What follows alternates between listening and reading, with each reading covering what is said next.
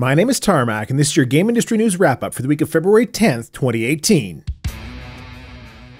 Our title story this week comes from the wild world of corporate finance. Several groups in the gaming space posted their Q4 results, including Activision-Blizzard, nVidia, and Take-Two Interactive.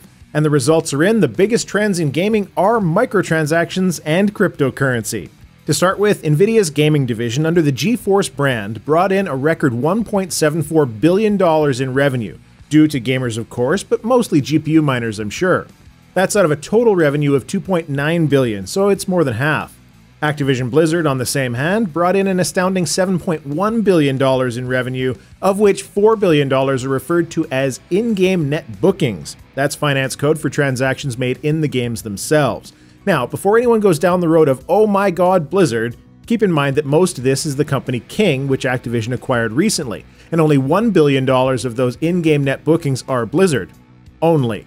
I say that as though consoling the widow of a convicted murderer who died as a result of a piano from above incident on the way to his lethal injection. Take-Two is much the same, with ridiculous microtransaction earnings eclipsing normal game sales. Maybe we should rename Take-Two to Take Wallets Interactive. It looks like we're getting some real information about Kingdom Hearts 3 at E3 this year. Square Enix stated as much with a tweet over the past week that a release date will be announced at E3. And granted, they didn't specifically mention this year's E3, but my cynicism can only go so far. Which, incidentally, tickets go on sale this upcoming week. And we got some nice new trailer footage courtesy of a Japanese Disney Expo event this week as well. What continues to give me hope for Kingdom Hearts 3 is that it looks to only have a couple of brooding anime characters and is mostly happy-go-lucky money-sucking Disney tunes. Square Enix has also reaffirmed its commitment to making single-player games, and frankly, in a sea of multiplayer primary games, that's great to hear. Now, if they would do a proper Chrono Trigger remaster, none of those horrendous semi-3D disasters, then I could get back to really loving the Square name again. Keeping things on topic to the feature creep from last week regarding Netflix-like services for gamers, Yeti, a rumored Google project, is said to be working on a game streaming service. While it's not usually good to get too deep into rumors, this one makes a certain degree of sense, as Google maintains one of the largest cloud operations in the world. Game streaming suffers from latency-related issues, but localized cloud instances in your major city of choice will reduce that barrier. Whether Yeti will be a PC-run service or use some variant of Google hardware such as Chromecast or a new piece of kit is unknown at the moment. However, you can count on it to either demolish all competition and take over the world, or be shut down in 2 years or less, as Google only has those as markers for success or failure. Capcom, amid reducing the scope of the next iteration in the Dead Rising series and cancellation of an unannounced project, have laid off a bunch of staff in their Vancouver office.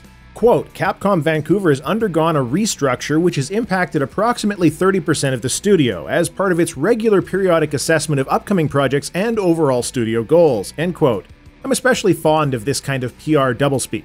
Sure, we're firing a ton of people in order to address inefficiencies in the underlying project plans and workflows by ensuring redundancies are eliminated through human resources processes and retention of key talent.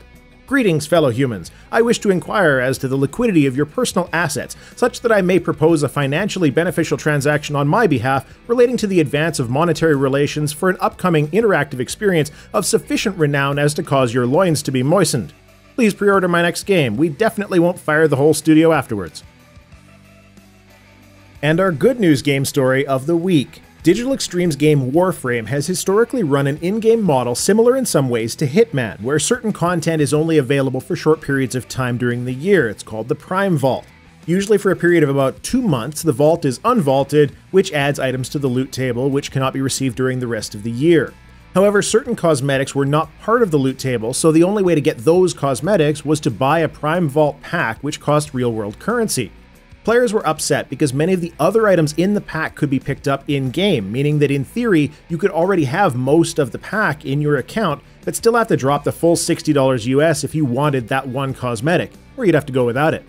Digital Extremes did a dev stream recently where they reached out to the community to find out what Warframe players wanted the system to look like. Options such as bundling, price points, and more were discussed, with the developers asking players to reach out via forums, Twitter, and Reddit. While they're not the only developer that listens to their players, I will say that I can't conjure up an example that was quite this direct in the past from anyone else. I may even give Warframe a try. The magic of being good to your customers. Your game releases for the week of February 11th to 17th are as follows.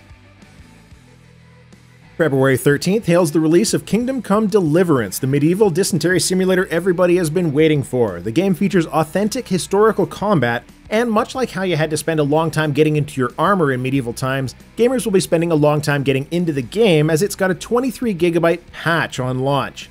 A 23GB patch on launch day is the video game equivalent of having to remove your car engine to replace a headlight. Still, I'm looking forward to trying the game out and seeing just how bad I am at medieval sword-swinging combat. Deliverance releases on PC, PS4, and Xbox One.